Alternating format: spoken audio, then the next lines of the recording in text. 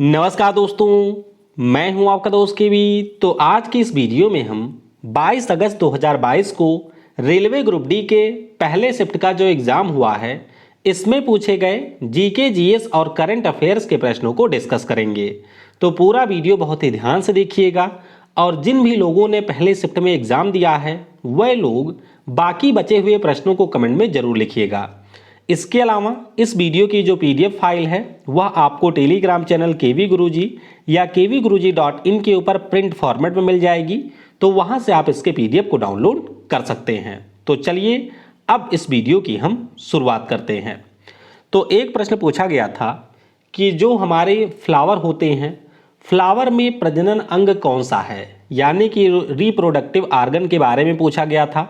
और आपको पता होना चाहिए कि फ्लावर में हमारे दो रिप्रोडक्टिव आर्गन होते हैं, एक का नाम होता है स्त्री केसर और एक का नाम होता है पुंकेसर। आपको ये ध्यान रखना है कि पौधे में जो मेल रिप्रोडक्टिव पार्ट है उसे हम लोग स्टामेन या फिर पुंकेसर कहते हैं, और जो आपका महिला रिप्रोडक्टिव पार्ट है या फीमेल वाला पार्ट है उसे हम लोग स्त्री केसर कहते हैं, या फिर इसे पिस्टिल के नाम से जाना जाता है। अगला प्रश्न पूछा गया था कि मानव के पेट में कौन सा अम्ल स्रावित होता है। दरअसल ये जो प्रश्न आपका आया था वो स्टेटमेंट के फॉर्म में आया था, तो बस मैंने उसका छोटा सा एग्जिस्ट निकाल लिया है। आपको ये पता होना चाहिए कि जो हमारा स्टोमक है उसके अंदर जो अम्ल स्रावित होता है उसका नाम है HCl, जिसे हम लोग हाइड्रोक्लोरिक एसिड के नाम से जानते हैं। अब ये आपके पेट में काम क्या करता है, तो हाइड्रोक्लोरिक अम्ल जो होता है वो आपके भोजन को यहाँ पर तोड़ देता है छोटे छोटे प्रोटीन में। इसके अलावा आपको ये भी ध्यान रखना है कि जो हमारे पेट में एसिडिक गैस्ट्रिक जूस होता है वो आपके भोजन में जो बैक्टीरिया वगैरह होते हैं उनको मारने का काम करता है। अगला प्रश्न पूछा गया कि ईस्ट का जो उपयोग है वो किसके निर्माण में किया जाता है। आप सभी को पता है कि ईस्ट का उपयोग ब्रेड हो गया या फिर जो आपके बेकरी के प्रोडक्ट हैं उनके उत्पादन में किया ही जाता है। इसके अलावा जो आपकी शराब होती है उसके फर्मेंटेशन में भी आपके ईस्ट का उपयोग किया जाता है। तो ऑप्शन में शराब दिया गया था, शराब के किण्वन में ईस्ट का उपयोग किया जाता है। आपको ये पता होना चाहिए कि जो हमारा ईस्ट होता है ये आपके शुगर या फिर स्टार्च का किण्वन करता है और इसी किण्वन के परिणाम स्वरूप एल्कोहल यहाँ पर बनती है। फिजिक्स से एक प्रश्न आया था V = IR पर, यानी कि ओम के लॉ के ऊपर ये आपका प्रश्न पूछा गया था। यह एक न्यूमेरिकल था जिसमें आपको V की वैल्यू दी गई थी, यानी कि वोल्टेज दिया गया था, बहने वाली धारा यानी कि करंट का मान दिया गया था, और आपको यहाँ पर रेजिस्टेंस ज्ञात करना था। तो बहुत ही सिंपल सा प्रश्न था। डेटा मुझे नहीं मिल पाया है इसीलिए मैंने आपके लिए इस प्रश्न को डिस्कस नहीं किया है। अगला प्रश्न पूछा गया कि किसी चालक का जो प्रतिरोध है वो किस पर निर्भर नहीं करता है। तो 2018 में भी यहाँ से कई बार प्रश्न पूछा गया था। देखिए, जब हम लोग किसी कंडक्टर के रेजिस्टेंस की बात करते हैं तो वह मुख्य रूप से 4 चीज़ों के ऊपर डिपेंड करता है। एक तो उसकी लंबाई कितनी है, यानी कि L की बात हो रही है, इसकी मोटाई कितनी है, यानी कि अनुप्रस्थ काट का क्षेत्रफल कितना है, टेम्परेचर कितना है और रजिस्टिविटी कितनी है। तो ये सारे आपके ऑप्शन दिए गए थे, तापमान, लंबाई, क्षेत्रफल, विद्युत धारा। तो आपको पता होना चाहिए कि जो रेजिस्टेंस है वो विद्युत धारा के ऊपर बिल्कुल भी निर्भर नहीं करता है। ये फॉर्मूला भी मैं आपको बता चुका हूँ कि R = होता है ρL/A, जहाँ पर अगर हम लोग रो की बात करते हैं तो ये आपके रजिस्टिविटी को बताता है, एल की बात करें तो ये चालक के लंबाई की बात करता है, वहीं पर अगर हम लोग ए की बात करते हैं तो ये आपके एरिया ऑफ क्रॉस सेक्शन की बात करता है।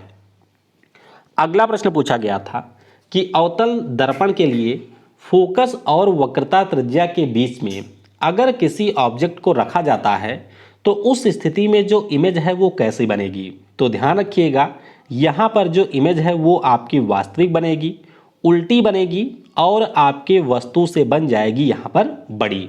तो ये आप लोग देख सकते हैं, ये हमारा ऑब्जेक्ट है जिसको हमने फोकस और सी के बीच में रखा हुआ है और इसका जो इमेज है वो आपको C से परे देखने को मिलेगा। तो इमेज की प्रॉपर्टी आप लोग बता सकते हैं कि ये जो इमेज है ये हमारी वास्तविक है, ये इमेज आपकी उल्टी है और ये आपके वस्तु से बड़ा है। चलिए नीचे कमेंट में आप लोग मुझे ये बताइए कि इस पार्टिकुलर इमेज के लिए जो हमारा यम होगा यानी कि जो मैग्नीफिकेशन है वो आपके 1 से बड़ा होगा या फिर 1 से छोटा होगा, वो आपको नीचे कमेंट में बताना है। अगला प्रश्न पूछा गया कि अगर किसी माध्यम का जो रिफ्रैक्टिव इंडेक्स है वह 1.5 है तो उसके लिए प्रकाश की चाल कितनी होगी। आप सभी ने ये पढ़ा होगा कि प्रकाश की जो चाल है वो आपके निर्वात में सबसे ज़्यादा होती है। अगर ये किसी भी डेंस मीडियम में इंटर करेगी तो इसकी जो स्पीड है वो कम होगी। तो आइए इसको फार्मूले से करते हैं। देखिए यहाँ पर आपके सामने दिया गया है फार्मूला, जहाँ पर रिफ्रैक्टिव इंडेक्स बराबर होता है speed of light in vacuum divided by speed of light in medium, यानी कि जिस मीडियम में हमें ज्ञात करना है। तो V हमें ज्ञात करना है, C आपको दिया गया है यानी कि आपको C पता है, 3 मल्टीप्लाइड बाई 10⁸ होता है और इसको हम लोग डिवाइड कर देंगे 1.5 से। तो जो हमारा आंसर आएगा वो आएगा 2 मल्टीप्लाइड बाई 10⁸ मीटर पर सेकेंड। तो ये आपके प्रकाश की चाल हो जाएगी अगर किसी माध्यम का अपवर्तनांक 1.5 है। अगला प्रश्न पूछा गया, ये देखिए रिपीट हो रहा है कि न्यूलैंड महोदय के द्वारा जो अष्टक का नियम दिया गया है उसका पहला और आखिरी तत्व कौन सा है। तो आपको पता होना चाहिए पहला एलिमेंट इसका हाइड्रोजन है और आखिरी एलिमेंट इसका है थोरियम। 1866 में न्यूलैंड का जो अष्टक नियम है ये आपका प्रकाशित हुआ था। आपको ये भी ध्यान रखना है कि इनका ये जो नियम है वो भी आपके परमाणु भार के ऊपर बेस्ड था और इन्होंने अपने इस नियम में बताया था कि अगर कोई हमारा एटम है तो उसके 8वें नंबर पर जो एटम होगा उसके साथ ये गुणों में अपनी सिमिलरिटी को प्रदर्शित करेगा। फिर एक प्रश्न पूछा गया कि निम्नलिखित में से किस विलयन से विद्युत धारा प्रवाहित नहीं होगी। अब इसके मुझे एग्जैक्ट ऑप्शन नहीं मिले हैं। एक तो आपका कैल्शियम का सॉल्यूशन था, तो जाहिर सी बात है कैल्शियम आपका आयन देगा तो इससे प्रवाहित होगी। एक आपका NaCl दिया गया था, तो नमक भी अपने आयनों में टूट जाता है तो यहाँ भी आपकी इलेक्ट्रिसिटी फ्लो करेगी। बाकी ऑप्शन मुझे नहीं मिला है। फिलहाल के लिए आपको मैं ये बता देता हूँ कि इलेक्ट्रिसिटी फ्लो क्यों करेगी और कैसे करेगी। देखिए मान लेते हैं कि आपके पास में कोई कंपाउंड है और उस पार्टिकुलर कंपाउंड को आपने जल में घोल दिया। अगर वह कंपाउंड जल के अंदर अपने आयनों के अंदर विभाजित हो जाएगा यानी कि वह पॉजिटिव और नेगेटिव आयनों में टूट जाएगा, तो उस स्थिति में वहाँ से आपकी इलेक्ट्रिसिटी फ्लो करेगी। लेकिन अगर ये आयनों में नहीं टूटता है तो फिर आपकी इलेक्ट्रिसिटी यहाँ पर फ्लो नहीं करेगी।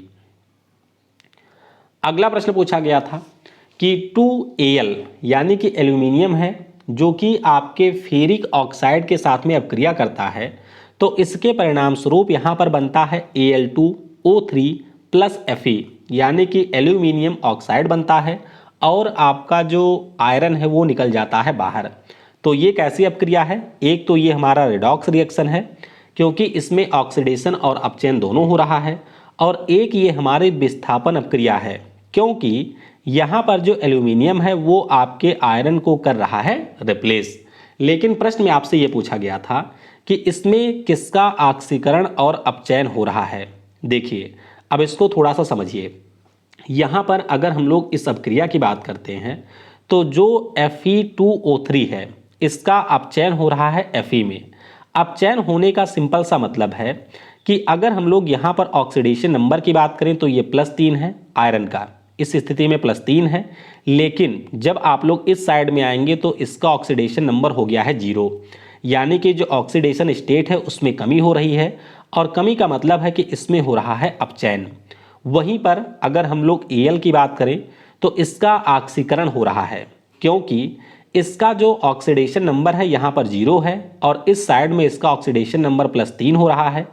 तो आप लोगों को ये ध्यान रखना है कि जिसका यहाँ पर अपचयन होगा वह एक ऑक्सीकारक एजेंट होगा और जिसका यहाँ पर ऑक्सीकरण होगा वह आपका अपचायक एजेंट होता है। तो कल मैंने आपको न्यूमेरिकल रासायनिक समीकरण वाले वीडियो में भी इसके बारे में बताया था, ध्यान रखिएगा।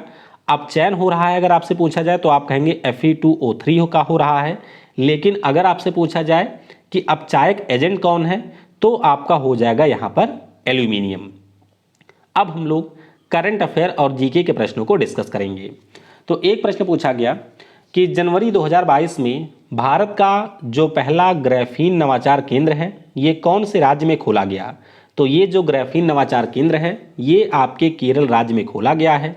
आपको ये पता होना चाहिए कि केरल के त्रिशूर में जो डिजिटल यूनिवर्सिटी है वहाँ पर भारत का पहला ग्राफीन इनोवेशन सेंटर खोला गया है। अगला प्रश्न पूछा गया सिंपल सा कि भारत में जीएसटी कब लागू किया गया था। तो आप सभी को पता होना चाहिए कि 101वें संविधान संशोधन के द्वारा हमारे देश भारत में जीएसटी को लागू किया गया था। और ये कब लागू हुआ था, तो 1 जुलाई 2017 को ये लागू किया गया था। अगला प्रश्न पूछा गया कि वर्ष 2022 में मुंबई और पुणे ने किस अंतर्राष्ट्रीय खेल टूर्नामेंट की मेजबानी किया है। तो ये जो खेल टूर्नामेंट है वो जनवरी और फरवरी 2022 में आयोजित किया गया। इसका नाम है एशियन फुटबॉल कन्फेडरेशन महिला एशिया कप और ये आपके फुटबॉल का एक टूर्नामेंट था। इस टूर्नामेंट में विजेता रहा है चाइना, जिसने 9वीं बार दक्षिण कोरिया को हरा करके इस खिताब के ऊपर कब्जा किया है।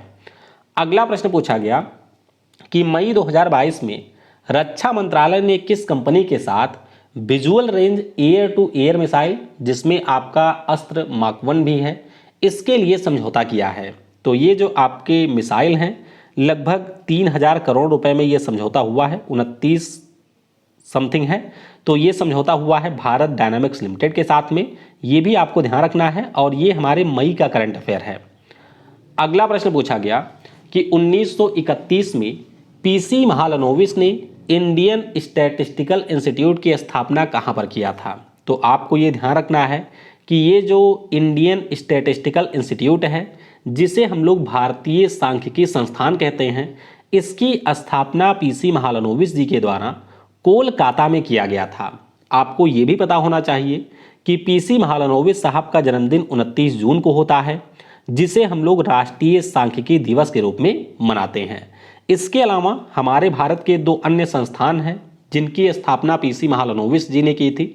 एक तो आपका नेशनल सैंपल सर्वे है जिसकी स्थापना 1950 में, और जो हमारा सेंट्रल स्टैटिस्टिकल ऑर्गेनाइजेशन है इसकी स्थापना 1951 में पीसी महालनोबिस जी के द्वारा की गई थी। ऑप्शन में क्या दिया गया था ये आप लोग नीचे कमेंट में बताइएगा। अगला प्रश्न पूछा गया कि मेघालय की जो गारो जनजाति है इसके द्वारा कौन सा त्यौहार मनाया जाता है। तो ये जो हमारा त्यौहार है वो आपके फसल कटाई के उपलक्ष्य में मनाया जाता है, यानी कि यह एक हार्वेस्ट फेस्टिवल है और इसका नाम है वांगला उत्सव।